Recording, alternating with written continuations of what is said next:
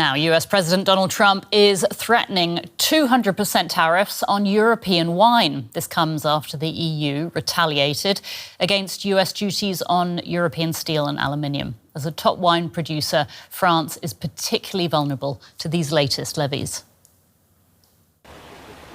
There's a chill in the air, and it hasn't come from the ice-cool product of these French vineyards. Champagne and other alcohol coming to the United States from Europe could be hit with a 200% tariff. That's the latest threat from Donald Trump in an escalating trade war after the EU announced plans for a 50% tariff on American whiskey. The European Union is very, very nasty. Trump thinks the EU takes advantage of the US and has already imposed tariffs on European steel and aluminium. France would be particularly affected by the tariffs on alcohol. On Friday, its finance minister called the situation idiotic, a day after calling for cooler heads to prevail. If there is a tariff increase from the American side, we also intend to make adjustments.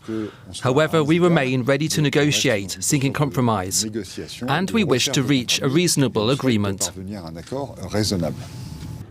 The EU exports around $5 billion of wine and champagne to the US every year, nearly 20% of the bloc's total, making Trump's threatened tariffs difficult to swallow.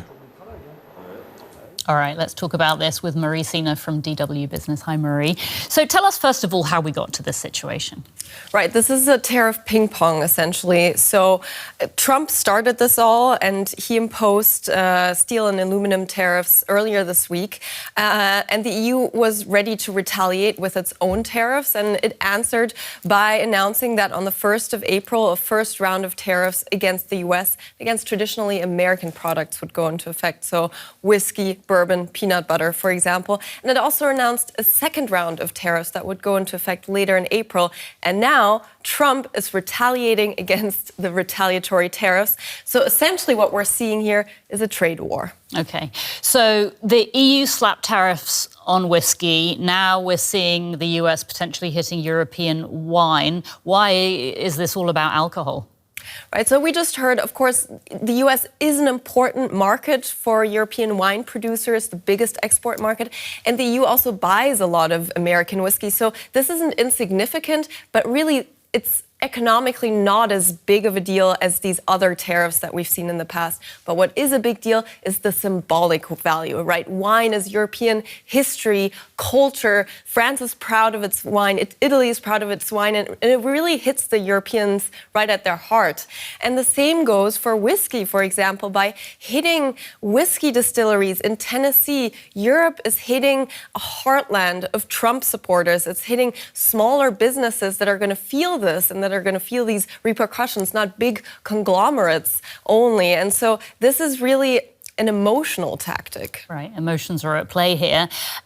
So if I'm in the US, for example, and I, I'm spending, let's say, $15 on my favorite bottle of red wine, what would that cost me with a 200% tariff on it? That's impossible to say at this point, but 200% tariff means importing it into the US will be $30 more expensive, so 200% of 15. That doesn't mean you in Brooklyn will pay $45 for the bottle, because it could be that some of the businesses in between, so the distributors, the smaller shops might bite some of this, might eat up some of that extra cost. What's certain is your bottle will be much more expensive. But more importantly, some smaller distributors are already coming forward and saying, we wouldn't be able to purchase this Chianti or Sauvignon Blanc or whatever, because it would simply be too expensive for us, and we would have a big hole in our offering here. And yes, that hole could be filled by, say, Californian wine to some extent, but there is not enough being produced to fill that gap. And of course, Californian wine doesn't really make up for the loss of European wine, depending on who you ask. Sure, yeah. So let's talk about EU's options here. I mean, is it hard to retaliate against a president who does not drink alcohol, who prefers Diet Coke? Right, yeah. Trump famously doesn't drink alcohol, so he might not feel the pain of losing Chianti. Not feeling the emotions. No, he's not feeling the emotions. And the bigger issue at play here is that he is not feeling like negotiating. It's really unclear what compromise Trump wants to come to. The EU sent its chief trade negotiator to Washington last month, and he said, I can't clap with just one hand. The Americans don't seem interested in striking a compromise. So it's not really clear what the goal of these tariffs is. And that's what's making this hard, on top of the fact that Trump seems to prefer Diet Coke. All right, Marie, Sina from DW Business, we're going to have to leave it there, but thanks so much for breaking all of that down for us. But it's not just French winemakers who are concerned. Germany, too, is a major wine producer and exporter in the EU. Ernst Büscher is the spokesperson for the German Wine Institute. Welcome to DW. Now, first up, I'd like to get your reaction to this threat coming out of Washington. So it's really quite threatening if this tariffs of 200% would really come into force. It would come to a complete breakdown of German and European wine exports to the United States. How important is the U.S. market for Germany's wine industry? What would a 200% tariff to enter the U.S. market mean for German winemakers? So the United States are really the most important export country. Last year, we exported 13 million liters of wine, which had a value of 63 million euros.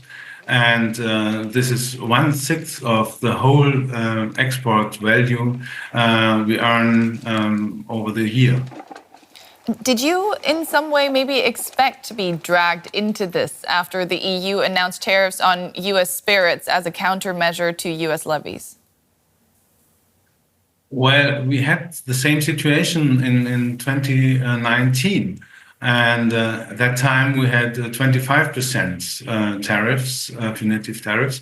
And at that time, we had losses of more than 20% revenue. And we never reached the level again before that. So, yes, we almost feared and expected that this would come. Who do you blame then? Do you blame the U.S. president or EU officials who seem to not be able to protect your industry? Well, there will be consultations of the European Commission and the stakeholders inside of Europe until the 26th of March. And while the whole European wine growers associations, they apply for taking out the wine from this tariff dispute. Mm-hmm. Now that you mention other European countries, you know, the French, the Spanish, the Italians, they're normally your competitors, but now you all seem to be facing the same threat. How are you coordinating your lobbying efforts with them? Well, there are very close consultations at the moment between all European wine growers.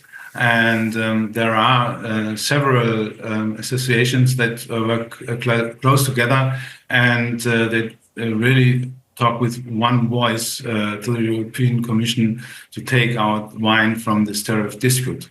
Mm-hmm. Now, out of all of these countries, Germany is the smallest producer and exporter. Where does that leave you in terms of being able to contribute to a solution that also benefits you and doesn't kind of leave you hanging at the end of the day? Well, there are France, for instance, has 2.6 billion euros of export of wine exports to the US, and so Germany is maybe able also to switch the exports to other markets. We are also quite successful at the moment in Scandinavia, or China is growing also. Riesling is very important and growing there against a shrinking market. So, but it's not possible to switch to other markets from one year to the other. Yeah, 13 million liters can't be sold by 1 year. That was Ernst Büscher of the German Wine Institute. Thank you so much for your perspective. Yeah, thank you.